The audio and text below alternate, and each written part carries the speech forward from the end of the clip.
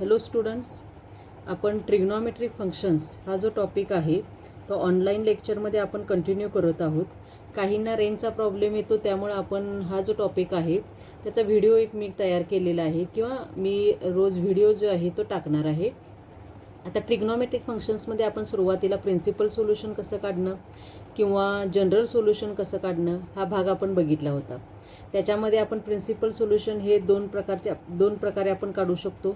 ते आपण एक्झाम्पल बघितले त्यावरची. जनरल सोल्युशनचे फॉर्म्युले आपले जे 9 फॉर्म्युले आहेत त्या 9 फॉर्म्युल्यावरचे एक्झाम्पलसुद्धा आपण बघितलेले आहेत. आता आपल्याला काय करायचं आहे तर ट्रिग्नॉमेट्रिक फंक्शनमध्ये पोलर कोऑर्डिनेट्स तर पोलर कोऑर्डिनेट्स आपल्याला जनरली काय काढायचं, सोल्युशन ऑफ ट्रायंगल काढायचं आहे. पण त्याच्यासाठी आपल्याला पोलर कोऑर्डिनेट्स किंवा कार्टेशियन कोऑर्डिनेट्स हाही भाग माहीत असणं गरजेचं आहे. आता पोलर कोऑर्डिनेट्स हा जो भाग आहे याच्यामध्ये बघा, इथे मी एक डायग्रॅम काढलेली आहे. या डायग्रॅममध्ये हा जो ओ आहे या ओला काय म्हटलं जातं तर फिक्स्ड पॉइंट. हा जो ओ आहे त्याला म्हणायचं फिक्स्ड पॉइंट. आता मी परत एकदा इथे लिहिते बघा, ओला काय म्हटलं जातं फिक्स्ड पॉइंट किंवा त्यालाच ओरिजिन असंही म्हणतात. जनरली आपण ओरिजिन म्हणतो किंवा यालाच पोलर कोऑर्डिनेट्समध्ये पोल असंही म्हटलं जातं. त्यामुळे हे नाव शक्यतो करून लक्षात ठेवा तुम्ही. ओला काय म्हणायचं फिक्स्ड पॉइंट, ओरिजिन किंवा पोल असं म्हटलं जातं. आता हा ओ झाला. आता ही जी आहे ओ एक्स ही काय आहे, जनरली पॉझिटिव्ह एक्स ॲक्सिस आहे आणि आपण पोलर कोऑर्डिनेट्समध्ये स्टँडर्ड अँगल जो आहे तो स्टँडर्ड अँगल कन्सिडर करणार आहोत. मग तो कोणत्याही क्वाड्रंटमध्ये जरी असला तरी पॉझिटिव्ह एक्स ॲक्सिस ही इनिशियल रे त्याचा राहणार आहे. मग त्यानुसार आता हा जो थीटा आहे मी तात्पुरतं फर्स्ट क्वाड्रंटमध्ये घेतलेला आहे. हा जो थीटा आहे त्याला काय म्हणायचं, किंवा आता इथं बघा हे जे आर दिसते हा जो पॉइंट आहे पी हा कोणत्या क्वाड्रंटमध्ये आहे तर आता तात्पुरता मी फर्स्ट क्वाड्रंटमध्ये मी घेतलेला आहे. आणि त्या पी चे कोऑर्डिनेट्स काय दिलेले आहेत, आर कॉमा थीटा. आता हे आर म्हणजे काय ते आपण समजून घेऊया. हे जे आर आहे ते काय आहे तर डिस्टन्स आहे. हे आर म्हणजे काय आहे तर डिस्टन्स आहे. हे डिस्टन्स ऑफ पॉइंट पी. हे आर काय आहे तर distance of point P from the origin. हे लक्षात ठेवा. त्यालाच रेडियस तुम्ही असंही म्हणू शकता. जनरली आपण रेडियस म्हटले की सर्कलचा विचार करतो, पण ट्रायंगल जरी असला किंवा एक्स ॲक्सिस वाय ॲक्सिस जरी असलं, प्लेन जरी असलं शक्यतो करून, त्या प्लेनमध्ये आपण आर म्हणजे डिस्टन्स ऑफ हे पॉइंट पी, जो काही पॉइंट असेल तो तात्पुरता मी पी घेतलेला आहे, फ्रॉम द ओरिजिन. यालाच आपण काय म्हणतो, याला पोलर कोऑर्डिनेट्समध्ये जनरली या ह्याच्यामध्ये काय म्हटलं जातं तर रेडियस वेक्टर असं म्हटलं जातं. त्यामुळे हेही नाव लक्षात ठेवा तुम्ही. काय म्हणायचं, या आरला काय म्हटलं जातं तर रेडियस वेक्टर असं म्हटलं जातं. आणि तेच त्यालाच आपण रेडियस नुसतं सुद्धा म्हणू शकतो, पण जनरली पोलर कोऑर्डिनेट्समध्ये रेडियस वेक्टर असं म्हटलं जातं. आता ही जी ॲक्सिस आहे ओ एक्स, या ॲक्सिसला सुद्धा काय म्हटलं जातं तर फिक्स्ड रे. हा एक प्रकारचा काय आहे, रे आहे. ओ एक्स हा रे आहे, त्याला फिक्स्ड रे किंवाच याला पोलर ॲक्सिस असं म्हटलं जातं. त्यामुळे फक्त नावं लक्षात असू द्या आपल्या. काय काय म्हणायचं, ओला काय म्हटलं जातं तर फिक्स्ड पॉइंट किंवा ओरिजिन किंवा पोल असं म्हणायचं. आर जे आहे त्या आरला काय म्हटलं जातं distance of A point P from the origin किंवा त्यालाच रेडियस वेक्टर असंही म्हणतात. ओ एक्स ही जी ॲक्सिस आहे, ओ एक्स ही पॉझिटिव्ह एक्स ॲक्सिस आहे, त्यालाच काय म्हटलं जातं फिक्स्ड रे किंवा पोलर ॲक्सिस असं म्हटलं जातं. आणि हा जो थीटा आता एक राहिलेला आहे फक्त याच्यामध्ये थीटा. मग थीटा हा काय आहे, आता एक्स ॲक्सिस वाय ॲक्सिस माहिती एकमेकांना परपेंडिक्युलर असतात, त्यामुळे त्याच्याबद्दल काही मी सांगत नाही. फक्त जो भाग बाकीचा आहे त्याच्याबद्दल आपण डिस्कस करतोय. आता हा जो थीटा आहे हा अँगल जो कसा आहे, हा जो थीटा आहे तो कसा असणार आहे, अँगल एक्स ओ पी, किंवा असं आपण म्हणू शकतो angle X O P is equal to काय आहे थीटा. मी आता उलटं लिहिलेलं आहे ते असं सरळ लिहिलं आपण. आणि हा जो थीटा आहे जनरली एक लक्षात ठेवा, हा 0 less than or equal to theta less than 2 pi. म्हणजे आपण जे पोलर कोऑर्डिनेट्स काढणार आहे त्याच्यामध्ये फक्त 4 क्वाड्रंटचा आपण काय करणार आहे उल्लेख करणार आहे, 0 to 2 पाय. मग 4 क्वाड्रंटमध्ये 0 डिग्रीपासून सुरुवात होणार, 90 डिग्री, परत 180 डिग्री, 270 डिग्री आणि परत 360 डिग्री म्हटलं की 0 डिग्री झालं. मग त्याच्यामुळं काय केलेलं आहे, हे जे लेस दॅन साईन आहे ते लेस दॅन साईन इथं टाकले, म्हणजे लेस दॅन ऑर इक्वल टू नव्हे तर 2π पेक्षा 360 डिग्रीपेक्षा तो अँगल काय असणार आहे, कमी असणार आहे. आणि हा जो थीटा आहे त्यालाच काय म्हटलं जातं तर व्हेक्टोरियल अँगल असं म्हटलं जातं. त्यामुळे नावं जी आहे ती लक्षात ठेवा. काय काय म्हणायचं बघा, हा जो थीटा आहे त्याला म्हणायचं व्हेक्टोरियल अँगल, आर आहे त्याला काय म्हणायचं रेडियस वेक्टर, OX ला काय म्हणायचं पोलर ॲक्सिस आणि O ला काय म्हटलं जातं तर पोल असं म्हटलं जातं. ठीक आहे. आता पोलर कोऑर्डिनेट्स हा जो भाग आपण सुरू केलेला आहे त्या पोलर कोऑर्डिनेट्समध्ये O ला पोल म्हणतात, R ला काय म्हणतात रेडियस वेक्टर, OX ला पोलर ॲक्सिस आणि हा जो थीटा आहे तो व्हेक्टोरियल अँगल आहे. हा जो व्हेक्टोरियल अँगल जो आहे, vectorial angle theta is non negative. हा कसा असला पाहिजे, कारण का 0 to 2π मध्ये आहे आणि स्टँडर्ड अँगल म्हणतो त्यामुळं अर्थातच तो कसा असला पाहिजे, अँटी क्लॉकवाईज डायरेक्शननं फिरतो. कारण हा थीटा जो आहे तो कसा फिरणार आहे, अँटी क्लॉकवाईज डायरेक्शन, त्यामुळे ऑलवेज काय असणार आहे, पॉझिटिव्ह असणार आहे. आणि दुसरा पॉईंट एक लक्षात घ्या, pole has no polar coordinates. हा O जो पोल आहे या पोलचे कोऑर्डिनेट्स काय असतात, जनरली 0 असतात. त्यामुळे एक लक्षात ठेवा, ह्या जो पोल आहे त्याला पोलर कोऑर्डिनेट्स कधीही नसतात. जे पोलर कोऑर्डिनेट्स असणार आहे ते 4 क्वाड्रंटमध्ये कुठंतरी असणार आहेत. मग ते ॲक्सिसवरती पण असू शकतील किंवा 4 क्वाड्रंटमध्ये सुद्धा असू शकतील. फक्त लक्षात ठेवायचं, हा जो O आहे त्याला काय नसतात, पोलर कोऑर्डिनेट्स कधीही नसतात. त्यामुळे हा एक पॉईंट आहे तो लक्षात ठेवा. आणि जनरली R आणि थीटा हे जे आहे यांना काय म्हणायचं, पोलर कोऑर्डिनेट्स. आणि एक्स आणि वाय, आता आपण कार्टेशियन कोऑर्डिनेट्स बघणार आहोत. एक्स आणि Y, generally X and Y are called as Cartesian coordinates and R and theta are called as polar coordinates. आता मी काय केलेलं आहे, मगाचीच एक डायग्राम आहे वरची, फक्त P पासनं काय केलं आपण, एक परपेंडिक्युलर टाकला आणि तो परपेंडिक्युलर इथं कुठं OX ला मीट झालेला आहे, कोणत्या पॉईंटमध्ये, M या पॉईंटमध्ये. त्यामुळं OMP किंवा OPM हा काय आहे, एक प्रकारचा राईट अँगल ट्रँगल आहे. मग इन ट्रँगल OPM किंवा OMP असं म्हटलं तरी चालेल. याच्यामध्ये आपण काय करूयात, 1-2 फॉर्म्युले आपल्याला तयार करायचे. पहिले फॉर्म्युले तयार करूया आपण कार्टेशियन कोऑर्डिनेट्स. कार्टेशियन कोऑर्डिनेट्स हे कशानं डिनोट केले जातात, एक्स आणि वायनं डिनोट केले जातात.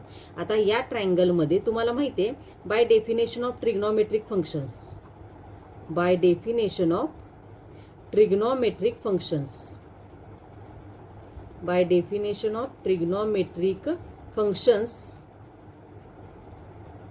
x is equal to, तुम्हाला फॉर्म्युला माहिती आहे बघा, x is equal to r cos theta. म्हणजेच हे कसं तयार झालेलं आहे, cos theta जर आपण घेतला, हा जो राईट अँगल ट्रँगल आहे याच्यामध्ये cos theta जर घेतला तर तो कसा असतो, adjacent side divided by hypotenuse.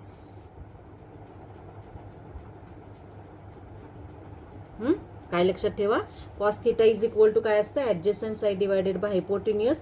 मग ऍडजेसंट साइड म्हणजे लगतची बाजू आपण ज्याला म्हणतो ती किती आहे, x आहे, डिवायडेड बाय हायपोटेन्युअस किती आहे, r आहे. ऍडजेसंट साइड डिवायडेड बाय हायपोटेन्युअस म्हणजे काय असणार आहे, x divided by r. Radius किती आहे, हायपोटेन्युअस म्हणजे कर्ण आपण ज्याला म्हणतो ती x/r. मग याच्यानुसार x काढायचा असेल तर r या बाजूला जाणार आणि x is equal to r cos theta. हा पहिला फॉर्म्युला जो आहे तो कार्टेशियन कोऑर्डिनेटचा तयार झाला. अजून एक फॉर्म्युला आपल्याला तयार करायचा आहे, तो कोणता आहे, y is equal to r sin theta. मग हा फॉर्म्युला कसा तयार होतो तुमच्या लक्षात येते का बघा, y is equal to r sin theta. म्हणजे sine theta is equal to आपण काय म्हणतो, अपोजिट साइड. तुम्हाला हे झालेला भाग आहे ट्रिग्नोमेट्रिक फंक्शन्समध्ये 11वीला, तरी पण एकदा फक्त मी सांगते, opposite side divided by hypotenuse, divided by hypotenuse. मग अपोजिट साइड म्हणजे काय येणार आहे, थीटाच्या समोरची बाजू जी आहे ती येणार आहे, म्हणजेच काय येणार आहे, y/r. मग याच्यानुसार काय येणार आपलं, x is equal to r cos theta आणि y is equal to r sin theta. हे आपल्याला काय मिळणार आहे, 2 फॉर्म्युले मिळणार आहेत. त्यामुळे हे फॉर्म्युले लक्षात ठेवा. आपल्याला आता एक्झाम्पल घ्यायचे, त्याच्यामध्ये हे 2 फॉर्म्युले आपल्याला गरजेचे आहेत. आता आपण काय करायचं आहे, जसे आपण एक्स आणि वायचे दोन फॉर्म्युले तयार केले तसेच आपल्याला म्हणजे हे जनरली काय आहे, relation between Cartesian coordinates and polar coordinates असंही म्हटलं जातं.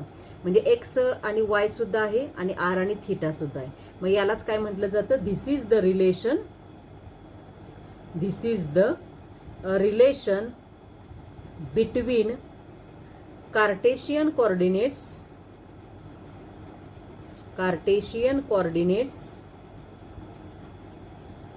and polar coordinates. This is the relation between Cartesian coordinates and polar coordinates. ठीक आहे.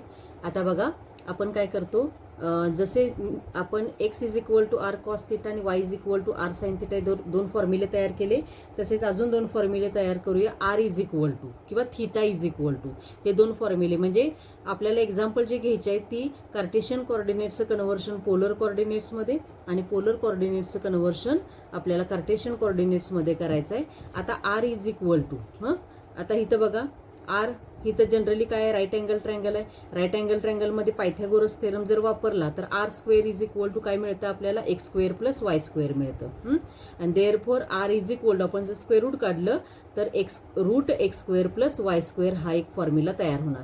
आता जनरली आपल्याला आपण असं म्हणतो की स्क्वेअर रूट काढलं की पॉझिटिव्ह निगेटिव्ह असे साईन येतं, पण ही रेडियस आहे म्हणजे ऑलवेज काय असणार आहे, पॉझिटिव्ह असणार आहे किंवा नॉन निगेटिव्ह तुम्ही म्हणू शकता. त्यामुळे आरचा एक फॉर्म्युला आपल्याला मिळाला, root x square plus y square हा एक फॉर्म्युला आपला तयार झाला. आता थीटा इज इक्वल टू मगाचे दोन फॉर्म्युले घेऊया. Cos theta is equal to x upon r आणि sine theta is equal to y upon r. हे दोन फॉर्म्युले आपण कन्सिडर करू. Therefore tan theta is equal to आपल्याकडे फॉर्म्युला आहे sine theta upon cos theta. हा झालेलाच आहे तुम्हाला भाग, परत एकदा रिकॉल करते फक्त मी. मग साइन थीटा काय आहे, y upon r. Cos theta काय आहे, एक्स अपॉन आर. मग आरला आर कॅन्सल झालं आणि आपल्याला tan theta is equal to काय मिळाला, वाय अपॉन एक्स. मग याच्यावरून आपल्याला थीटा काढायचा असेल तर हा टॅन रेशो जो आहे तो इनव्हर्स होऊन इकडे जातो, म्हणजे टॅन इनव्हर्स होतो आणि काय येतं, वाय अपॉन एक्स. आणि अशा प्रकारे आर आणि थीटाचे दोन फॉर्म्युले जे आहेत ते आपल्याला काय करावे लागतात. आणि हा जो थीटा आहे तो कशामध्ये असणार आहे, 0 to 2π मध्ये असणार आहे, हे लक्षात ठेवा. आणि त्यानुसार आपल्याला काय करायचं आहे, जर पोलर कोऑर्डिनेट्स काढायचे असतील तर, आणि हे दोन फॉर्म्युले तुम्ही काय केलेले आहेत, कॉम्प्लेक्स नंबरमध्ये सुद्धा बघितलेले आहेत, मॉड्युलस आणि अँप्लिट्यूड काढण्याचे. आपण काय करणार आहोत, याच्यामध्ये पोलर कोऑर्डिनेट्स काढताना हे दोन फॉर्म्युले आपल्याला गरजेचे आहेत. आर लगेच मिळतं कारण एक्स आणि वाय तुम्हाला दिलेलं असणार आहे, त्यामुळे फॉर्म्युल्यामध्ये घातलं की मिळतं. आता इथं जर फक्त लक्षात ठेवा वाय अपॉन एक्स जर निगेटिव्ह आला तर आपल्याला अलाइड अँगलचा सुद्धा विचार करावा लागणार आहे. अलाइड अँगलमध्ये इथं हा पहिला क्वाड्रंट थीटाचा, दुसरा पाय मायनस थीटाचा, तिसरा पाय प्लस थीटाचा आणि चौथा क्वाड्रंट आहे तो 2π मायनस थीटा. म्हणजे तो पॉईंट जो आहे तुम्हाला एक्स कॉमा वाय दिलेला तो पॉईंट कोणत्या क्वाड्रंटमध्ये आहे याच्यानुसार अलाइड अँगलचा फॉर्म्युला वापरून आपल्याला थीटा जो आहे तो काढता येतो. आता पहिलं एक्झाम्पल जे आहे ते आपल्याला काय करायचं आहे, सुरू करायचं आहे. एक्झाम्पल 1 बघा. आता पहिलं एक्झाम्पल काय दिलेलं आहे, फाइंड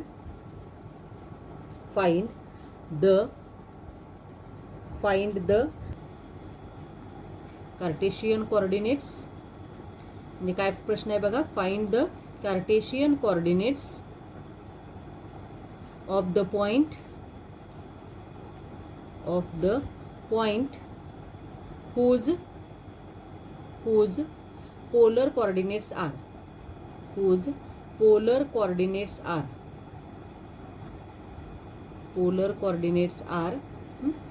Polar coordinates मी सांगते इथं कोणते घ्यायचे आहेत आपल्याला, 2π/4 हे दोन पोलर कोऑर्डिनेट्स घेतले आपण. आता हे आपल्याला सोडवायचं आहे. आता काय काढायचं आहे आपल्याला, कार्टेशियन कोऑर्डिनेट्स काढायचे. दिलेले काय आहेत तर पोलर कोऑर्डिनेट्स दिलेले आहेत. आणि पोलर कोऑर्डिनेट्स हे जनरली कशाने डिनोट केले जातात, आर कॉमा थीटा. मग मी इथे लिहिते, let r comma theta is equal to 2π/4. Therefore r is equal to 2 and theta is equal to आपल्याला अँगल काय दिलेला आहे, π/4 दिलेला आहे. शक्यतो कोण रॅडियनमध्येच दिलेला असतो, डिग्रीमध्ये कधीही देत नाही. मग आता हे मिळालेलं आहे आर आणि थीटा. आपल्याला आता कार्टेशियन कोऑर्डिनेट्स काढायचे आहेत, त्यामुळे दोन फॉर्म्युले लिहूया. X is equal to R cos theta आणि y is equal to R sine theta.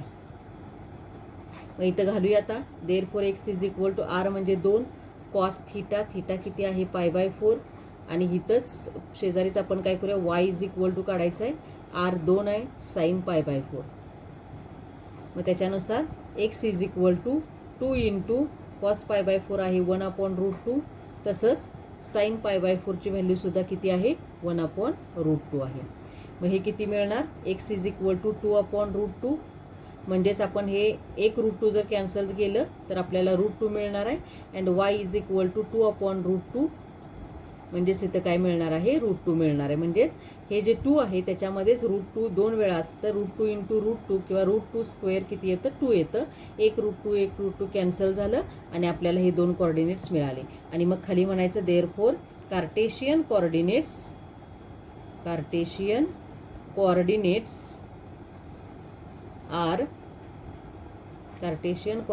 R x, y is equal to √2, √2. म्हणजे आपल्याला हे जे 2 फॉर्म्युले आहेत त्याच्यानुसार काय करावं लागतं तर कार्टेशियन कोऑर्डिनेट्स जे आहेत ते काढावे लागतात. आता दुसरं एक्झाम्पल एक आपण सुरू करूया. Find the polar coordinates. Find the polar coordinates of the point whose Cartesian coordinates are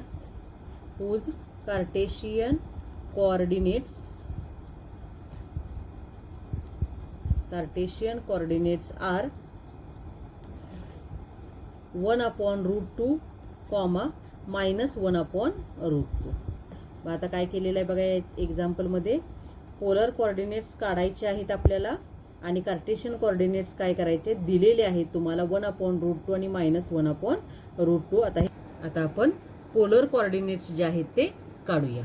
मग पोलर कोऑर्डिनेट्स काढण्यासाठी आपण काय करूया सुरुवातीला जे दिलेलं आहे कार्टेशियन कोऑर्डिनेट्स ते आपण लिहून घेऊया. Let Cartesian coordinates x, y ते कोणते दिलेले आहेत 1/√2, -1/√2 हे दोन्ही लिहून घेतले. Therefore x is equal to 1/√2, y is equal to -1/√2. आता पहिल्यांदा आपला फॉर्म्युला आहे r is equal to √x² + y². R आणि थिटा दोन्ही पण काढायचं आहे. मग अशी सांगितलं होतं तुम्हाला आरचा फॉर्म्युला आहे √x² + y². मग याच्यामध्ये आपण किमती घालूया. स्क्वेअर रूट एक्स किती आहे 1/√2 ब्रॅकेट स्क्वेअर प्लस y² म्हणजे y किती आहे -1/√2 ब्रॅकेट स्क्वेअर. मग याच्यानुसार काय मिळणार बघा. Therefore r is equal to square root 1/√2 bracket square म्हणजे 1/2 प्लस -1/√2 ब्रॅकेट स्क्वेअर म्हणजे 1/2. म्हणजे आपल्याला किती मिळणार छेद समान आहे अंशांची बेरीज म्हणजे रूटमध्ये 2/2 म्हणजेच आपल्याला r किती मिळणार आहे 1. Therefore r is equal to 1 हे मिळालेलं आहे. रेडियस मिळणं सोपंच आहे. फक्त आता आपण काय करूया थिटा हा अँगल जो आहे तो काढूया. Therefore theta is equal to आपला फॉर्म्युला काय आहे tan इनवर्स ऑफ y/x. मग इथे बघूया किती येते ते tan इनवर्स ऑफ y किती आहे -1/√2 आणि डिवायडेड बाय 1/√2 हे लिहिलं. √2 ला √2 कॅन्सल झालं. दॅट इज इक्वल टू आपल्याला काय मिळालेलं आहे theta. Therefore theta is equal to tan inverse of -1. आता निगेटिव्ह आलेला आहे. आपण प्रिन्सिपल सोल्युशनमध्ये बघितलं ज्यावेळेला निगेटिव्ह येतो त्यावेळेला टॅनचे 2 क्वाड्रंट निगेटिव्हचे बघायचे. त्यातला कोणता क्वाड्रंट येतो तो आपल्याला त्यातला लिस्ट म्हणायचं नाही. आता तो कोणता क्वाड्रंट घ्यायचा ते बघूया. आता मायनस आलेला आहे. मग आता 1 किती डिग्रीला असतं टॅनच्या π/4 ला असतं. त्यामुळे थिटा हा π/4 राहणार आहे. म्हणजे फक्त -1 आल्यामुळे आपल्याला काय अँगल मिळतो ते बघूया आपण. आता -1 आहे. जनरली सेकंड क्वाड्रंट आणि फोर्थ क्वाड्रंटमध्ये काय असतो थिटा जो म्हणजे हा जो थिटा आहे तो काय असणार आहे लाय असणार आहे. मग तो कुठं असणार आहे तो बघा. तर हा जो पॉइंट आहे आपला x, y हा जनरली याचे जर साईन बघितले तर प्लस मायनस येतात. मग आपल्याला माहिती आहे जर आपण क्वाड्रंट जर विचारात घेतले तर क्वाड्रंटमध्ये पहिला जो क्वाड्रंट असतो तो प्लस असतो. दुसरा क्वाड्रंट असतो -, तिसरा असतो मायनस म्हणजे तो पॉइंट कोणत्या क्वाड्रंटमध्ये आहे हे आपण सांगू शकतो. आणि चौथा क्वाड्रंट आहे तो कोणता असणार आहे, प्लस कॉमा मायनस. आता या दोन क्वाड्रंटमध्ये काय असतं, टॅन काय रेशो काय असतो, निगेटिव्ह असतो. आता या कोऑर्डिनेट्सचं साईन बघा, मायनस प्लस आहे का प्लस मायनस आहे ते बघा, प्लस मायनस आहे. त्यामुळे आपण क्वाड्रंट कोणता निवडणार आहे, तो चौथा क्वाड्रंट. आणि चौथ्या क्वाड्रंटमध्ये आपण अलाइड अँगल काय घेतो, 2π मायनस थिटा. जर आपण सेकंड क्वाड्रंट असता तर कोणता घेतला असता, पाय मायनस थिटा घेतला असता. मग याच्यानुसार आता किती मिळणार आहे बघा, दॅट इज इक्वल टू, आता tan inverse of tan 2π minus theta. Theta किती आहे, π/4. म्हणजे हा जो रेशो आहे तो टॅन 2π मायनस π/4. टॅन इनवर्सला टॅन कॅन्सल होतं आणि therefore theta is equal to 2π minus π/4 हे मिळणार आहे. आणि त्याच्यानुसार आपल्याला काय मिळणार आहे तर 7π/4 हे मिळणार आहे. Therefore polar coordinates are, therefore polar coordinates are कोणते मिळणार आहेत बघा, r comma theta is equal to, r म्हणजे किती मिळालेला आहे 1, आणि हा जो थिटा आहे तो किती मिळालेला आहे 7π/4. फक्त लक्षात ठेवा, एक्झाम्पल आपलं कंप्लीट झाले. फक्त लक्षात ठेवा, हा जो थिटा काढताना तुम्हाला तो पॉइंट कोणत्या क्वाड्रंटमध्ये आहे हे बघावं लागतं आणि त्याच्यानुसार काय करायचं आहे, आपल्याला अलाइड अँगल कोणता घ्यायचा हे विचार करून काय करायचं आहे, आपल्याला थिटा जो आहे तो काढावा लागतो. त्यामुळं हे कायम लक्षात ठेवा. एकतरी थिटा हा π/6 असेल, π/4 असेल किंवा π/3 असेल, कोणताही असू शकतो. फक्त अलाइड अँगलचा विचार करून एक्झाम्पल सोडवायचं. आता सॉल्व्हिंग ए ट्रँगल हा पॉइंट आपण कन्सिडर करू, बघूया आता, डिस्कस करूया. सॉल्व्हिंग ए ट्रँगल म्हणा किंवा सोल्युशन ऑफ ट्रँगल म्हणा. आता मी एक ट्रँगल इथं काढलेला आहे. ट्रँगलमध्ये 3 व्हर्टायसेस घेतले, ए, बी आणि सी. ए हा जो अँगल आहे, अँगल ए, त्याच्या समोरची बाजू स्मॉल ए घेतलेली आहे. बी या कोणासमोरची बाजू बी आणि सी या कोणासमोरची बाजू सी अशी घेतलेली आहे. तर आपण एक डेफिनेशन बघणार आहोत बघा. 3 sides a comma b comma c, 3 बाजू ह्या जनरली स्मॉल लेटरनं डिनोट केल्या जातात आणि व्हर्टायसेस किंवा अँगल्स हे जनरली कोणत्या लेटरनं डिनोट केले जातात, कॅपिटल लेटरनं डिनोट केले जातात. The 3 sides and 3 angles, total 6 हे झाले तिथं दिसतात तुम्हाला, 3 अँगल दिसतात आणि 3 साइड्स दिसतात. त्यामुळे 3 sides and 3 angles a comma b comma c are called as elements of a triangle, are called as elements of a triangle. त्यामुळे लक्षात ठेवा, हे 6 जे तुम्हाला दिसतात या 6ना काय म्हटलं जातं तर एलिमेंट्स ऑफ ए ट्रायंगल असं म्हटलं जातं किंवा elements of A triangle ABC आपण म्हणूया इथं. आणि हे ज्या आपल्याला काय करायचं, सोल्युशन काढायचं आहे. त्या सोल्युशनमध्ये लक्षात ठेवायचं, अँगल्स जरी दिले असले तरी सुद्धा एक बाजू तरी कमीत कमी आपल्याला काय करावी लागते, द्यावी लागते. ही लेंथ ऑफ AB काय असणार आहे, C आहे. लेंथ ऑफ BC काय आहे, A आहे. आणि लेंथ ऑफ AC काय आहे तर B आहे. यांना काय म्हटलं जातं तर युज्युअल नोटेशन्स आहेत. हे जे आहेत 3 हे काय आहेत तर युज्युअल नोटेशन्स आहेत. त्यामुळे लक्षात ठेवा, आता सोल्युशन ऑफ ट्रायंगलमध्ये हा जो ट्रायंगल आहे त्यामुळे कायम लक्षात ठेवायचं 3 अँगल्स हे कॅपिटल लेटर्सनं आणि बाजू ह्या काय असणार आहेत स्मॉल लेटर्सनं डिनोट केल्या जातात.